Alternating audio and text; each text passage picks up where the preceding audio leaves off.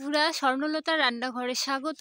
New স্টাইলে জলপাই আচার রেসিপি নিয়ে চলে এসেছি। তার জন্য আমি জলপাইগুলো পেরে নেব। এখন পাড়া হয়ে গেছে। দেখুন বন্ধুরা, একটা ডাল ভেঙে নামিয়ে নিয়েছি। কত সুন্দর জলপাইগুলো দেখুন, একদম টাটকা জলপাই গাছের। বোটা থেকে জলপাইগুলো ছাড়িয়ে নেব। এই পাত্রে রেখে দেব জলপাইয়ের বোটাগুলো ছাড়িয়ে। আমার জলপাই পাড়া হয়ে গেছে। জলপাইগুলো জল দিয়ে ভালো করে ধুয়ে নেব। কড়ায় পরিমাণ মতো জল দিয়ে এটা দিয়ে দেব সেদ্ধ করার জন্য। জলপাইয়ের কালারটা যাতে ভালো আসে তার জন্য হলুদ গুঁড়ো, স্বাদ মতো লবণ দিয়ে দিচ্ছি। 5 মিনিটের মতো ঢেকে সেদ্ধ করে নেব। উনুন ধরিয়ে দেব। আজ বন্ধুরা ঘরে বানাচ্ছি জলপাইয়ের আচারটা।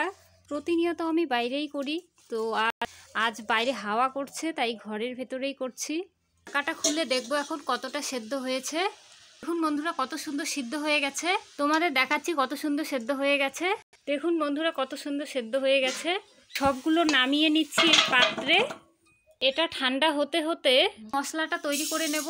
মৌরি দিয়ে দিলাম পরিমাণ মতো। মৌরিটা এক্সট্রাই ভেজে নেব, কারণ মৌরিটা আধো ভাঙা করে গুঁড়ো করে দেব। মৌরিটা ভাজা হয়ে গেছে, এখন নামিয়ে নেব একটা পাত্রে। দেখুন কত সুন্দর ফুটছে বন্ধুরা। কমপ্লিট হয়ে গেছে মৌরি ভাজা। মৌরিটা এবছরের একদম নতুন। রাঁধুনি, সামান্য জন, জিরে, এগুলো ভেজে নেব একসঙ্গে। ভালো করে নেড়ে চেড়ে ভেজে নিতে হবে। ফুটছে কত দেখো বন্ধুরা। ভাজা হয়ে গেছে, এবারে নামিয়ে নেব। হালকা আছে তেজপাতাটা একটু ভেজে নেব। এবারে জলপাইগুলো এই ডায়ের সাহায্যে কেটে নেব দু সাইড। এইভাবে দেখেই বুঝতে পারছো বন্ধুরা কিভাবে কাটতে হবে। এইভাবে ঠিক কেটে নেব। সবগুলো এভাবে কেটে নিতে হবে। সব জলপাই কেটে নেওয়া হয়ে গেছে আমার। থালায় শুকোতে দেবো রোদ্রে। তো আমাকে সাজিয়ে নিতে হবে শুকোতে দেওয়ার জন্য, এইভাবে পাতলা করে, যাতে করে তাড়াতাড়ি শুকিয়ে যায়। সবগুলো এভাবে সাজিয়ে নেব থালায়। এভাবে পাতলা করে বিছিয়ে রোদ্রে শুকোতে দিতে যাচ্ছি। আমাদের বাড়ির ভেতরেই খুব সুন্দর রোদ্রু পায়। এরকম রোদ্রে 2 থেকে 3 ঘন্টা শুকিয়ে নিলেই খুব সুন্দর শুকিয়ে যাবে। ততক্ষণে আমি মশলাগুলো গুঁড়ো করে নেব।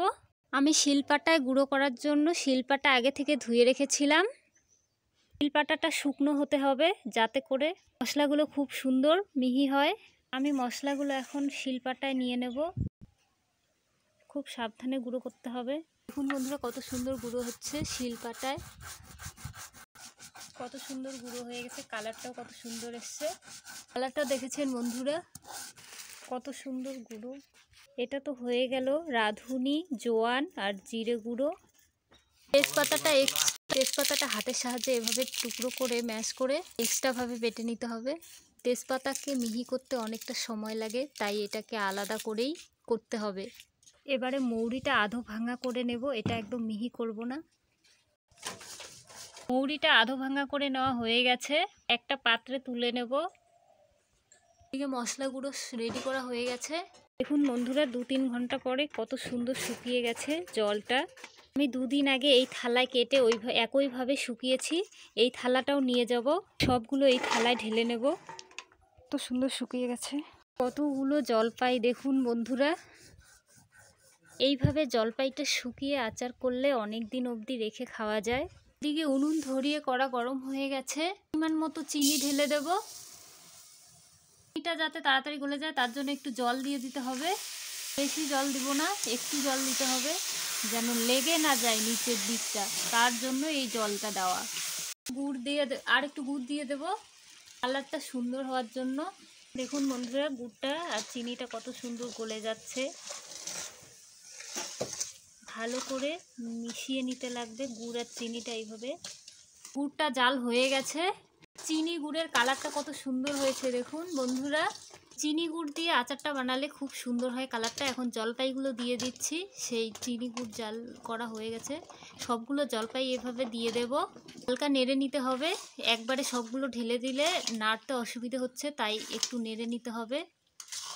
সবগুলো এইভাবে ঢেলে দেব। এখন খুব সাবধানে দিতে হবে যাতে করে ছিটকে না আসে গায়ে। এখন খুন্তি দিয়ে সবগুলো মিশিয়ে নিতে হবে নেড়ে। এইভাবে তোমরা দেখে বুঝতেই পারছো। ভালো করে এপিট ওপিট উল্টে মিশিয়ে নিতে হবে। কত সুন্দর ফুটছে। মশলা গুঁড়োগুলো দিয়ে দেব। প্রথমে লঙ্কা গুঁড়ো, ধনিয়া গুঁড়ো, রাঁধুনি, জিরে আর জোয়ান গুঁড়ো। এটা তেজপাতা পেস্ট, কারণ তেজপাতাটা বাটার সময় খুব প্রবলেম হয়েছিল, তাই এটা জল দিয়ে বেটেছি। মশলাগুলো ভালো করে মিশিয়ে নিতে হবে।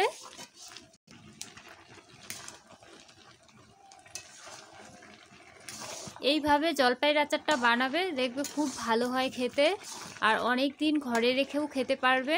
স্বাদ মতো লবণ দিয়ে দেব। লবণটা মিশিয়ে নিতে হবে। মৌরিটা দিয়ে দেব এখন। আচারটা প্রায় কমপ্লিট হয়ে গেছে। মৌরিটা দিয়ে একটু নেড়েই নামিয়ে নিলেই রেডি। তেল ছাড়া জলপাইয়ের আচার এত সুন্দর হয়, দেখুন বন্ধুরা। একটু মিশিয়ে নিতে হবে মৌরিটা জলপাইয়ের সঙ্গে খুব ভালো মতো। কালারটাও কত সুন্দর হয়েছে দেখুন, আর কত সুন্দর আঠো আঠো হয়েছে। আচারের কালারটা দেখে কার কার জিভে জল চলে এসছে কমেন্ট করে অবশ্যই জানাবেন। আচারটা হয়ে গেছে, এখন নামিয়ে নেব এই পাত্রে। দেখুন বন্ধুরা, কত সুন্দর কালার, দেখেই তো জিভে জল চলে আসছে। পাত্রে নামিয়ে ঠান্ডা করে নিতে হবে। এভাবে খুন্তির সাহায্যে একটু ছড়িয়ে নিতে হবে যাতে তাড়াতাড়ি ঠান্ডা হয়ে যায়। তেল ছাড়া কত সুন্দর জলপাইয়ের আচার তৈরি করা যায় দেখেই বুঝতে পারছেন বন্ধুরা। দীর্ঘদিন সংরক্ষণ করে রেখেও খেতে পারবেন। আচারটা রোদ্রে শুকোতে দিয়েছি, যা এই শুকোনোর কারণেই কিন্তু দীর্ঘদিন সংরক্ষণ করে রেখে খেতে পারবেন। অবশ্যই এই রোদ্রে শুকিয়ে নিতে হবে আচারটা। আবারও ভিডিওটি দেখার জন্য অসংখ্য ধন্যবাদ আমার প্রিয় সকল বন্ধুদের কাছে। আর নতুন বন্ধু হয়ে থাকলে অবশ্যই চ্যানেলটি সাবস্ক্রাইব করে প্লিজ পাশে থাকবেন। ভিডিওটি দেখার জন্য ধন্যবাদ। আবারও দেখা হবে নেক্সট এপিসোডের নেক্সট ব্লগে।